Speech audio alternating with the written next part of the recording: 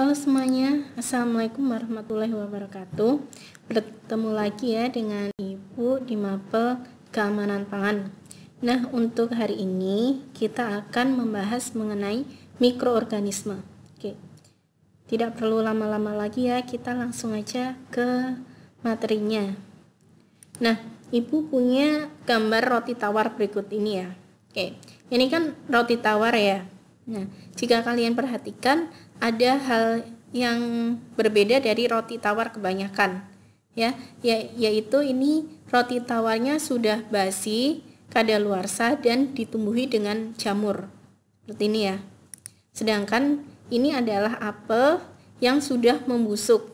Nah, aktivitas pada kedua ini, gambar ini disebabkan oleh yang namanya mikroorganisme.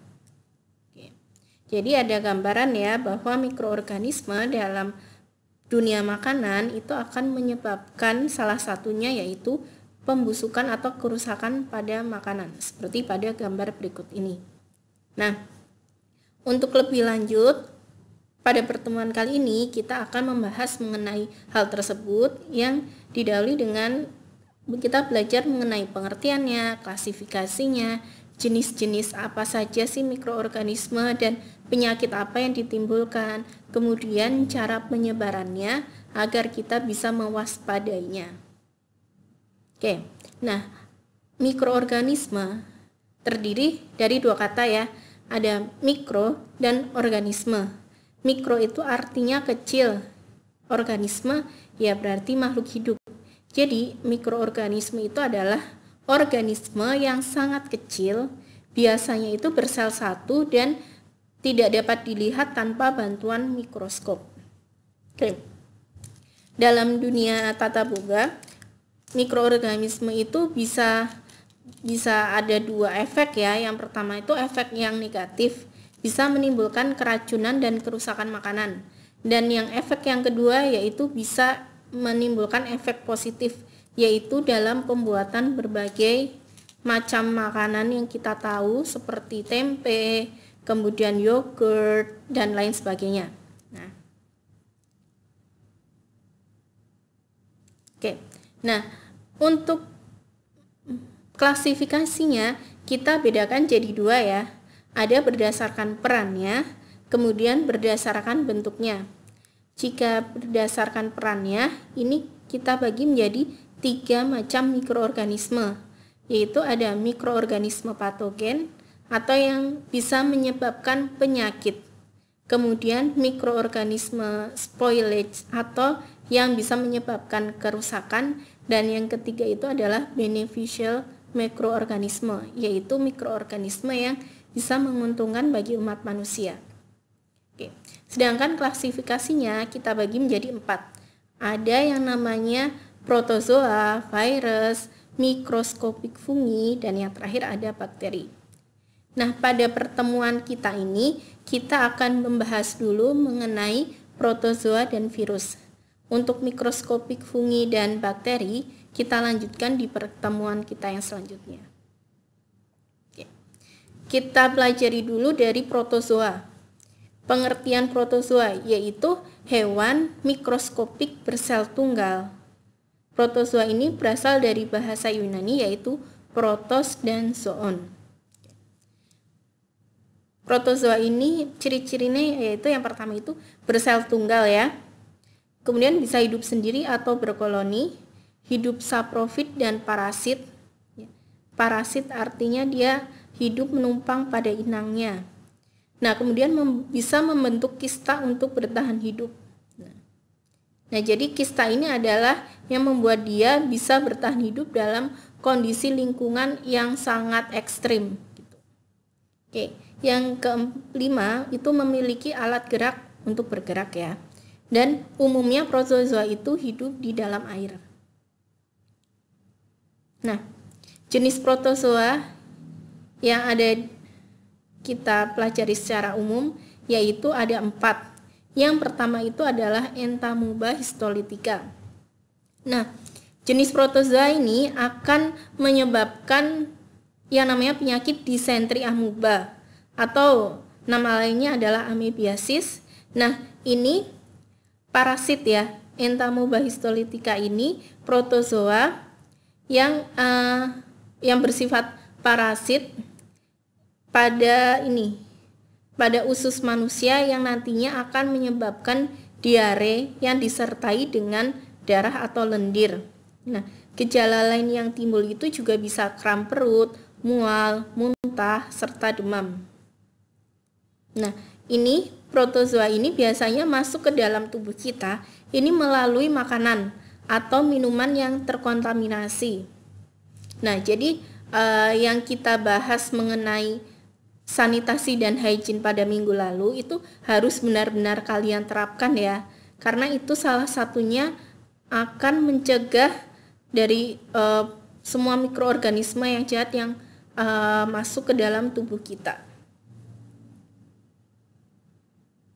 Nah, kemudian selanjutnya protozoa itu adalah Plasmodium. Plasmodium ini yang menyebabkan penyakit malaria ya. Nah, jadi ini protozoa ini biasanya hidup di dalam inang ya. Namanya inang itu adalah tempat dia untuk hidup, makhluk hidup ya. Nah, biasanya inang dari Plasmodium ini adalah nyamuk Anopheles. Nah, jadi nyamuk Anopheles yang terinfeksi oleh protozoa ini kan akan menggigit kita. Nah, ketika si nyamuk ini menggigit kita, maka protozoanya itu secara langsung akan masuk ke dalam tubuh kita dan menginfeksi tubuh kita. Nah, untuk protozoa ini, bagian yang dia serang adalah hati, yaitu kemudian akan menginfeksi sel darah kita. Oke. Ada 4 jenis Plasmodium ya. Ada Plasmodium malariae, ovale, vivax, dan falciparum. Nah, biasanya kalau yang Plasmodium falciparum ini yang bisa menyebabkan malaria yang sangat kritis. Oke. Selanjutnya protozoa yang ketiga yaitu Toxoplasma gondii. Oke. Nah, untuk Toxoplasma gondii ini protozoa yang hidup di tubuh kucing. Oke. Nah, coba kalian perhatikan siklus ini ya. Oke. Jadi protozoa ini kan hidup di dalam kucing, di dalam tubuh kucing. Nah, ketika kucingnya ini buang air besar, nah, maka tinja kucing ini yang penuh dengan infeksi, yang penuh dengan bakteri ini, Toxoplasma gondii ini, kemudian bisa menyebar kemana-mana melalui tinja itu. Bisa tinjanya itu menyebar ke hewan, misal ke sapi atau kambing. Nah, kambing atau sapi yang terinfeksi oleh protozoa ini, kemudian ini bisa masuk ke dalam tubuh manusia jika daging sapi atau daging kambing itu tidak dimasak dengan benar. Dalam artian misal daging ini dimakan mentah masuk ke dalam tubuh manusia, nah maka manusianya ini akan terinfeksi oleh Toxoplasma gondii seperti itu ya. Bisa juga penyebarannya bukan melalui hewan, tapi bisa juga tinjanya ini ya, misal tinjanya ini menginfeksi atau mengkontaminasi air di sekitarnya. Nah, secara tidak sengaja misal airnya itu terminum oleh manusia. Nah, manusianya itu juga nanti akan juga terinfeksi oleh Toxoplasma gondii. Oke. Nah, cara kita supaya terhindar dari toxo ini ya kita harus rajin-rajin cuci tangan. Kemudian yang paling penting juga kita seminimalisir mungkin mengkonsumsi daging mentah. Kalaupun makan daging harus kita masak sampai betul-betul matang supaya protozoanya itu bisa mati seperti itu. Nah, ini ya, ini untuk cara penularan tadi tinja protozoa. Untuk cara penularan dari Toxoplasma gondii yang Ibu jelaskan tadi ya. Oke.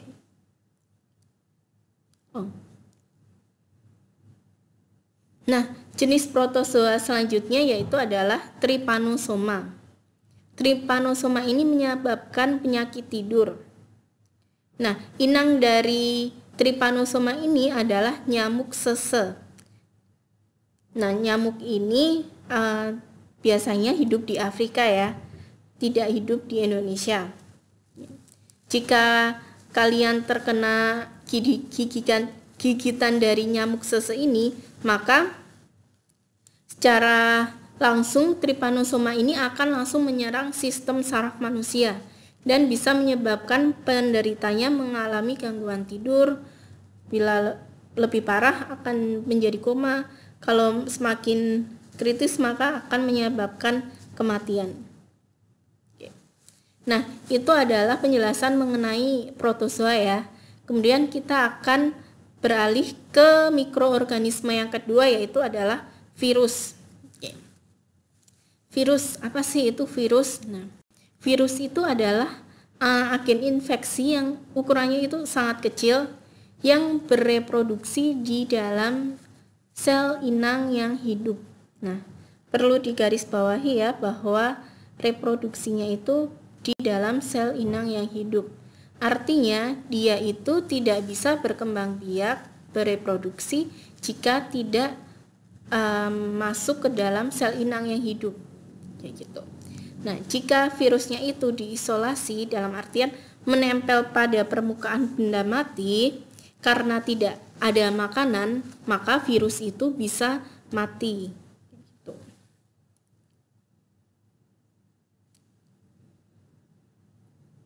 Oke. Nah, jenis-jenis virus yang kita tahu yaitu ada virus hepatitis, virus Ebola, virus HIV yang akan menyebabkan AIDS, virus herpes simplex akan mengakibatkan penyakit herpes, virus dengue menyebabkan DBD ya. Nah, ini dengue ini dibawa oleh nyamuk Aedes aegypti.